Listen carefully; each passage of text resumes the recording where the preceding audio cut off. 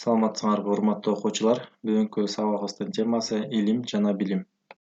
Сабактын планы: чыгармачылык ишмердүүлүк, билим алуу, илим, социалдык институт катары.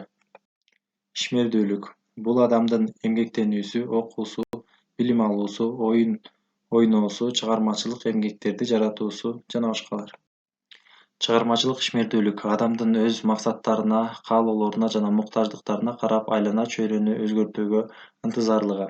Чыгармачылыктын белгилери: өзгөчөлүк, кайталанбастык, оригиналдуулук жыйынтыгы, ойлоп табуу, илимий ачылыштар, жаңы билимдер, баалуулуктар, искусство чыгармалары. Багыттары боюнча төмөнкүдөй ишмердүүлүккө бөлүнөт: билим алуу, илим изилдөө, чыгармачылык, ийгиликтер. Билим алуу — адамдын дүйнөнү таанып билүү, сабаттуулугун ачууга жана жөндөмдүүлүктөрүн калыптандырууга багытталган ишмердүүлүк. Илим изилдөө — жаратылыштагы жана коомдогу мыйзам ченемдүүлүктөрдү, процесстерди жана кубулуштарды бекемдөөгө теориялык жактан багытталган ишмердүүлүк. Чыгармачылык эмгектер — жаратылыштагы жана коомдогу окуяларды, кубулуштарды искусстводо, адабиятта жана башка маданияттын тармактарында көркөм чагылдыруу ишмердүүлүгү. Коомдогу эң маанилүү жана керектүү ишмердүүлүк бул окуу болуп эсептелет. Окуу — бул билимдерге, көндүмдөргө жана ыкмаларга ээ болуу процесси. Окуу билим алуу адамдын өзүн курчаган дүйнөнү таанып билүүгө, социалдашууга жана жаратылыш менен тыгыз мамиледе болуусуна шарт түзөт. Окутуу — окутууну жашоого жана коомго даярдоо процессинде билим, көндүм, ыкмаларды максаттуу түрдө берүү. Туура жазган, орду менен сүйлөгөн, өз укуктарын жана милдеттерин билип, колдоно алган адам сабаттуу деп аталат. Билим алуу Кыргыз Республикасынын бардык жарандарынын негизги укугу болуп саналат.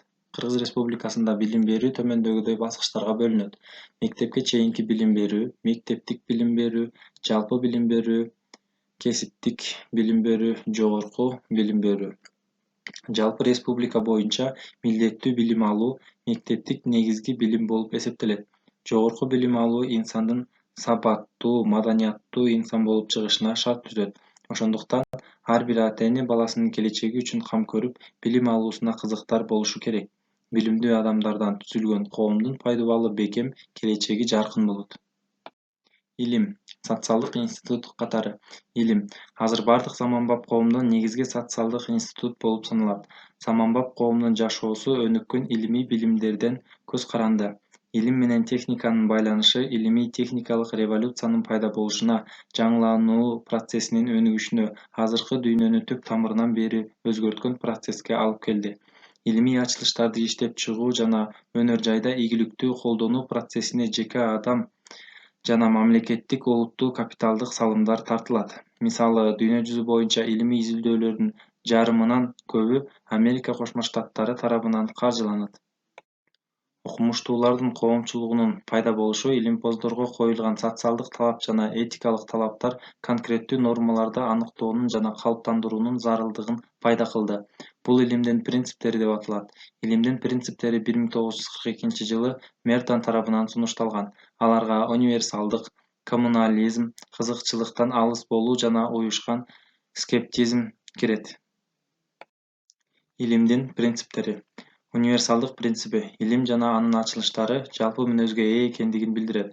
Бул окумуштуулардын расасы, классы же улуту алардын эмгегин баалоодо эч кандай мааниге ээ эмес экендигин билдирет.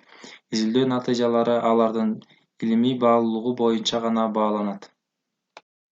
Коммунализм принципи эч кандай илимий билим изилдөөчүсүнүн жеке менчиги боло албайт, бирок илимий коомчулуктун ар бир мүчөсүнө жеткиликтүү болууга тийиш. Илим бардыгына бирдей болгон жалпы илимий мураска негизделет жана илимпоздордун бири да ал жасаган илимий ачылыштын ээси болуп эсептелбейт. Кызыксыздык принципи. Жеке кызыкчылыкка умтулуу окумуштуунун профессионалдык ролуна коюлган талапка жооп бербейт дегенди билдирет. Илимпоз катары таанылышына кызыктар болушу мүмкүн, анын максаты илимий билимди жогорулатуу болуп саналышы керек. Уюшулган скептизм принципи.